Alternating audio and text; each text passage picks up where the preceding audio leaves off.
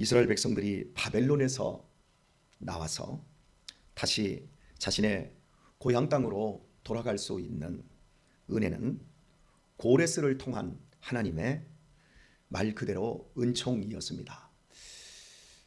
그러나 하나님은 고레스가 우리를 해방한 것이 아니라 여호와 하나님께서 우리를 구속하셔서 값주고 사셔서 우리가 해방된 것이라고 그 소식을 땅끝까지 증거하라 말씀하셨습니다.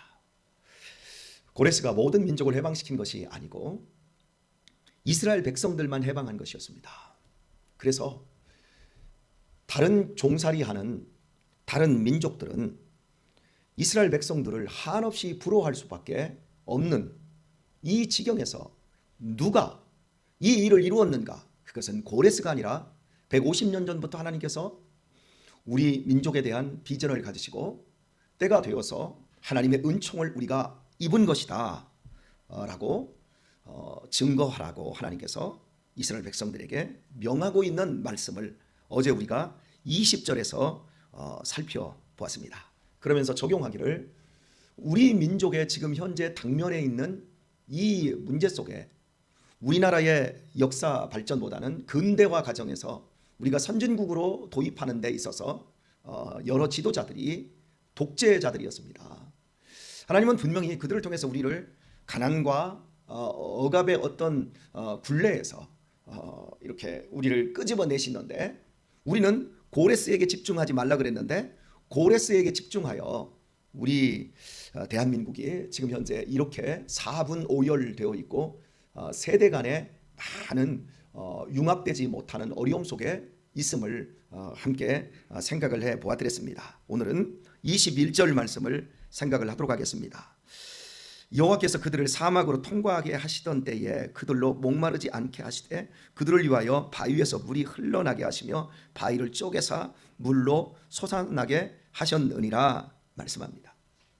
이스라엘 백성들의 현재의 이 자유와 해방은 감옥에 갇혀 있는 죄수를 꺼내준 것과 똑같습니다.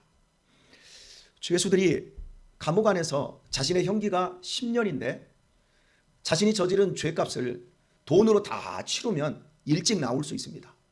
자신이 돈을 능력 있어서 치러도 추징금을 다 내고 나올 수도 있겠지만 없는 경우에 포기하고 있는 상태에서 누군가의 도움으로 모든 빚을 청산하고 감옥에서 빠져나옵니다.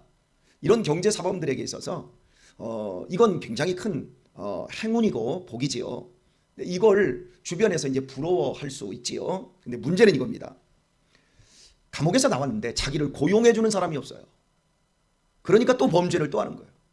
그래서 예전에는 형무소다 이렇게 일제시대 때는 우리 죄수들을 가뒀던 걸 형무소다 그냥 가둬놓고 그 죄의 형기를 치르는 곳이다 이렇게 말을 했는데 지금은 교도행정이라고 하죠. 사람들을 잘 이렇게 그 감옥 안에서 잘 고쳐서 갱생의 길을 연다 그러지요. 그래서 거기서 기술도 가르쳐주고 어떤 그 인문 교육도 교양 교육도 해주고 그리고 웬만하면 종교를 만날 수 있도록 종교적인 부분을 귀하게 해서 사람들이 다시 그 감옥에서 나왔을 경우에 두 번 다시 감옥에 들어가지 않고 착하고 건강하게 살 수 있는 삶의 길을 열어준다는 그런 차원에서 이제는 형무소라는 말을 쓰지 않습니다.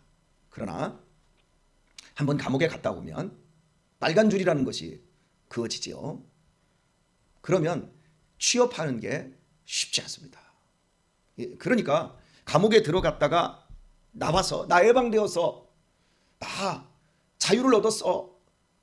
중요한 건 그 자유를 누리며 그 자유를 지킬 만한 실력과 환경이 되지 않는다면 그 사람은 재차 범죄를 하게 되어 있어요. 그래서 요즘 이제 기업 같은 데에 청년들을 이렇게 고용을 하면 그 청년에 대한 돈이 나와요. 그래서 일주일에 4일 근무를 인턴으로 시켜라 해가지고 그 월급이 전체 나오고 고용보험까지 다 나와요. 근데 그걸 이제 기업들이 악용을 해요. 어떻게 악용을 하냐면 허드렛 일을 다 시키는 거예요. 그리고 주 야간으로 다 돌려버리는 거예요. 주간을 야간으로 돌려가지고 회사에 그래서 얘가 오래 근무하지 못하고 나가고 계속 순환해서 돌고 그러니까 한 자리에 계속해서 이렇게 그 기술 익히고 그 회사에서 뿌리박게 하는 게 아니라 아주 악랄하게 사장들이 이용하지요. 사람이 참 나쁩니다. 그래서 이제 감옥에서 나온 사람들을 이렇게 고용할 수 있는, 고용하면 좀 위험스럽잖아요. 그 사람을 어떻게 믿어요? 그죠? 그래서 고용하면 뭐 또 좋은 인센티브를 주고 이런 식으로 회사 기업을 해야 되는데 이런 부분들에 대해서는 거의 없어요. 회사 쪽에서는. 여하튼 간에 감옥에서 복역하고 나온 이 죄수, 전 죄수지요. 그런데 이 사람을 고용을 안 해주면 그 사람의 자유는, 그 사람의 해방은 지켜낼 수가 없는 겁니다. 이스라엘 백성들을 하나님께서 바벨론에서 꺼집어내었어요. 꺼집어내었는데 그들을 어디로 인도하냐면 사막길로 인도하고 있어요. 사막으로 통과하게 하시던 때에 여러분, 이스라엘 백성들을 바벨론뿐만 아니라 앞전에 애굽에서 430년간 거기에서도 노예 생활을 하다가 하나님이 끄집어내셨어요. 그런데 해변길로, 좋은 해변길로 가지 않고 광야로 인도했어요. 길도 없는 곳으로. 그래서 이스라엘 백성들이 굉장히 원망을 했었어요. 하지만 그것은 엄밀히 말하면 축복이었습니다. 노예가 자유를 가진 해방자로서 주인으로 사는 그 실력이 없어요. 그래서 사막이라고 하는 것을 통과하면서 내가 내 주권으로 뭔가를 좀 해보기도 하고, 이런 가운데서 자유를 지킬 만한 소중한 실력들을 갖춰낼 수 있는 겁니다. 그래서 광야로 인도하셔서 배고픔도 느끼게 하시고 위험한 고비마다 하나님을 의지할 수 있는 믿음의 훈련을 시키시고, 그리고 그들에게 뿌리 깊이 자리 잡았던 노예적 근성을 뽑아내는 일에 하나님이 훈련이라고 하는 것으로, 연습이라고 하는 것으로 하나님이 광야길로 인도를 하신 겁니다. 주인은 부지런합니다. 그러나 노예는 눈치껏 일을 합니다. 주인은 해가 딱 지기까지 삽질을 계속합니다. 그러나 고용되어 있는 노예는 대충 눈치 떼으며 해가 넘어가기 직전에 삽을 씻고 퇴근 준비를 합니다. 이게 사장과 고용된 사람들의 이게 여러 가지 차이일 수 있을 겁니다.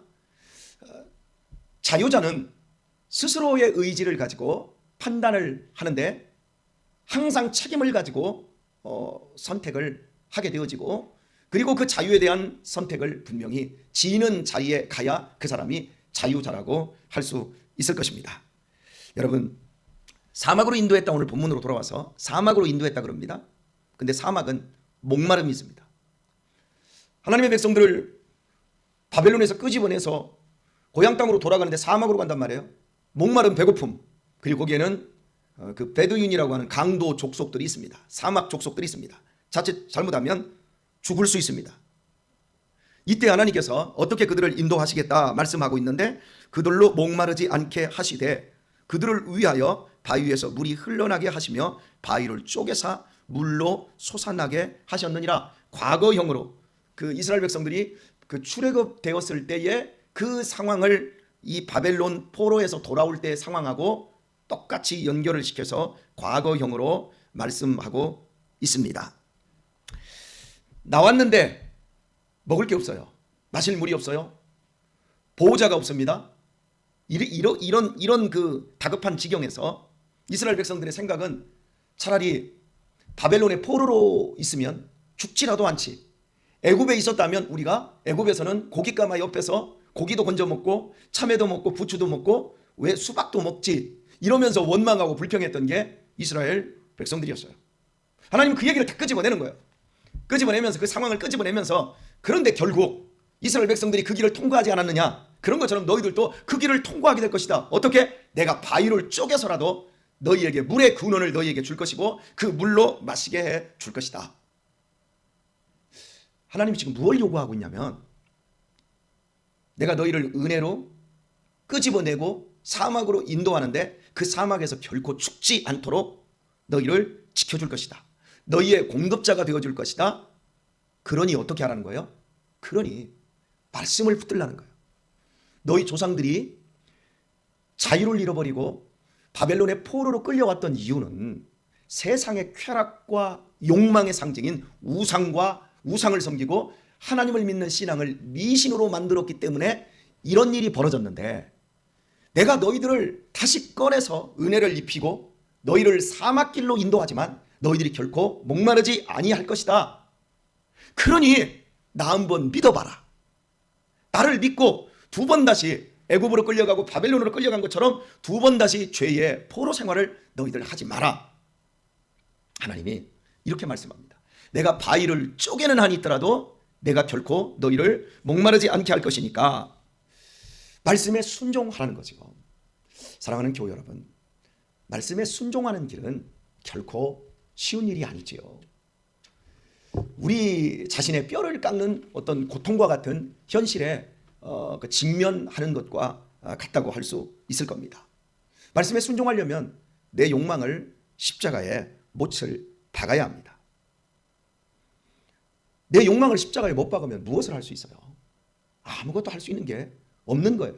욕망이 없는데 눈으로 뻔히 보면서도 가질 수가 없고, 다른 사람이 내 뺨을 때려도, 심지어 내게 침을 뱉어도 하나님의 말씀에 순종하려면 순종하는 그 순간에는 그 모든 것들을 참고 넘어갈 수밖에 없는 거죠. 참는 건 엄청난 고통입니다, 여러분. 내가 정당해요. 그리고 나도 그걸 충분히 할 수 있어요. 그런데 그걸 참는 것 정말 힘들지요.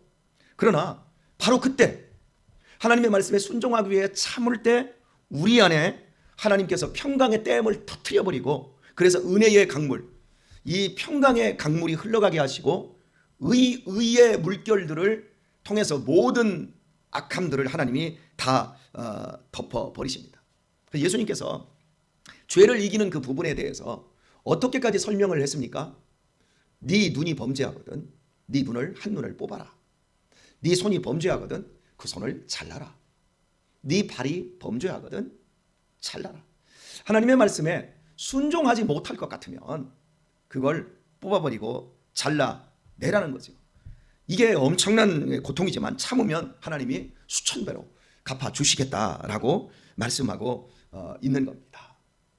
자, 여러분, 코로나로 지난 9월 9월 그 마지막 날 그 기준으로 우리 한국에 코로나 사망자가 2,700명이 넘었다고 여러분에게 말씀을 드렸습니다. 심각합니까? 안 심각합니까? 2,700명이 죽었습니다. 그 숫자를 우리가 딱 비교 대상 없이 숫자만 딱 들어보면 정말 엄청난 이 사람들이 죽었다 이렇게 생각할 수 있어요. 그런데 우리나라 한 해 자살자가 15,000명입니다. 15,000명이 자살을 합니다. 15,000명 대 2,700명 비교해 보십시오. 뭐가 두려운 거예요? 뭐가 무서운 거예요? 자살하는 사람은 누가 죽인 사람들이 아니에요. 자기 스스로가 삶을 포기한 거예요. 그러면 자살자들이 먹을 게 없어서, 마실 물이 없어서, 실제로 내가 살아가는 데 있어서 옷이 없고 집이 없고 돈이 없어서 죽은 사람이 얼마나 있을까요? 우리 잠실에서 한 3년 전인가요? 새 모녀가 자살한 거 있잖아요. 그런 거 외에 15,000명의 그 자살자들 가운데 거의 한 99% 이상은 뭐 때문에 죽었냐면 물이 없어서 죽은 게 아니에요. 밥이 없어서 죽은 게 아니에요. 옷이 없어서 죽은 게 아니에요. 삶을 살아갈 가치를 몰라서 죽는 거예요. 살아가야 될 이유, 즐거움이 없는 거예요. 은혜의 강물이 없는 거예요. 사람이 행복한 삶을 살려면 떡으로만 안 되고 하나님의 말씀으로만 되어지는 거예요. 우리 그리스도인들이 인생을 사는 재미가 이제 조금씩 세상에 있어요. 제가 자꾸 30년 전 40년 전 얘기를 들먹입니다. 이거 들먹이면 우리 요즘 아이들은 이 꼰대 소리로 들어요. 자꾸 꼰대가 되는 거지. 우리가 꼰대가 되기 위해서 되는 게 아니라 걔들도 나중에 꼰대가 돼요. 그럼 얼마나 피폐해질까 싶어요. 못 먹었어도 배고파도 신앙 안에서의 참된 기쁨을 누렸습니다. 근데 요즘은 이제 재미가 세상에 있어요. 교회는 재미가 없어요. 재미의 기준이 자꾸 옮겨가요. 그래서 우리 마음속에서 하나님을 향한 사랑, 교회가 얼마나 중요한 줄을 몰라요. 여러분, 김구 선생님이 해방되고 이제 우리나라의 임시 정부 수반으로 우리나라에 이제 미군 비행기를 타고 들어오십니다. 그리고 제일 먼저 연설을 여의도에서 이제 하시면서 이런 말씀을 하셨어요. 경찰서 10개 짓는 것보다, 지금 우리 조국에는, 해방된 우리 조국에는 경찰서 10개 짓는 것보다 교회 하나를 짓는 게 더 중요한 일입니다. 교회는 황금알을 낳는 거위예요. 왜? 사회의 부정과 세상 사는 맛을 알려주거든요. 교회를 그런데 안에 들여다보면 별게 없어요. 교회 안에 별게 많네요. 오늘은 어제 이거 꾸미느라고 우리 최진양 권사님이 참 애를 많이 쓰셨습니다. 사진 하나 찍어 놓으시면 참 좋을 것 같아요. 별개가 있는데 오늘은 교회 안은 별게 없어요. 첫 번째 별게 없는 이유가 목사가 시원치 않아요. 목사가 정치적인 거라든지 사회적이나 문화적인 거라 이런 부분들이 정말 부족해요. 수단도 부족해요.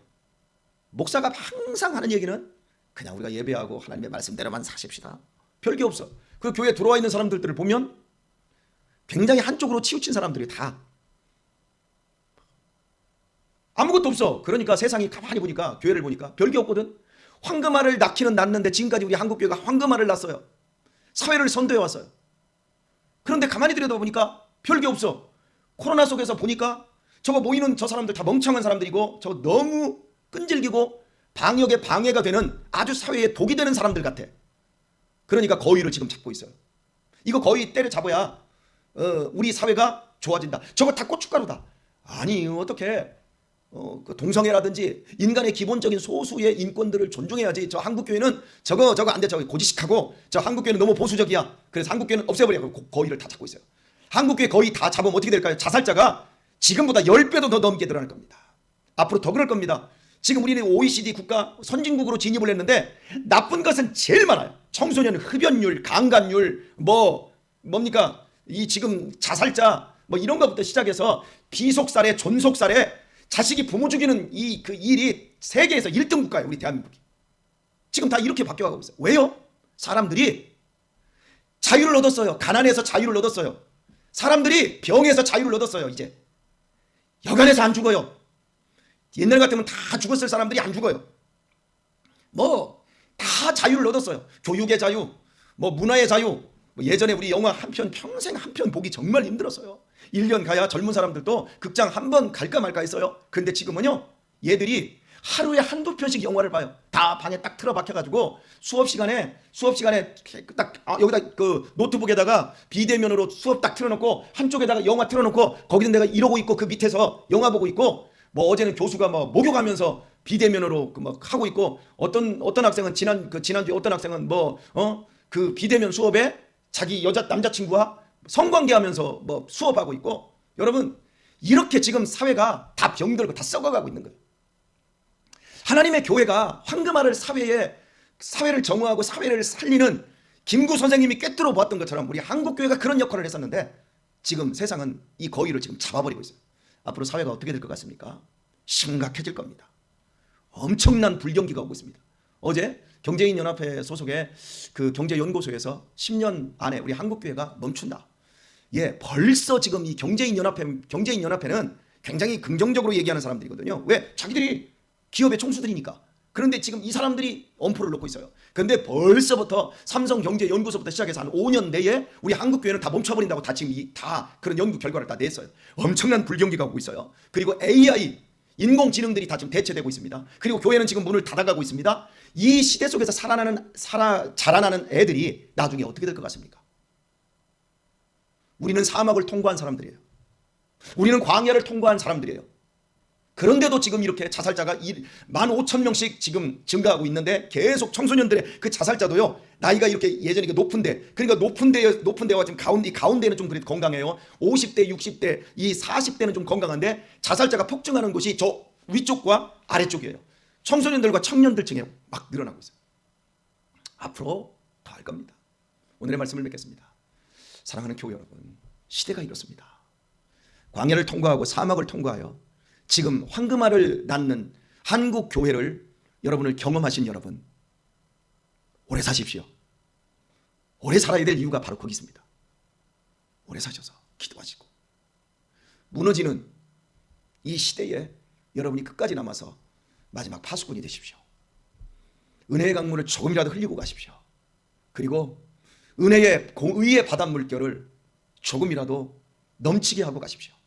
우리의 남은 생애가 하나님 안에서 이렇게 아름답고 사명을 감당하는 사람들로 설 수 있기를 예수님의 이름으로 축원합니다.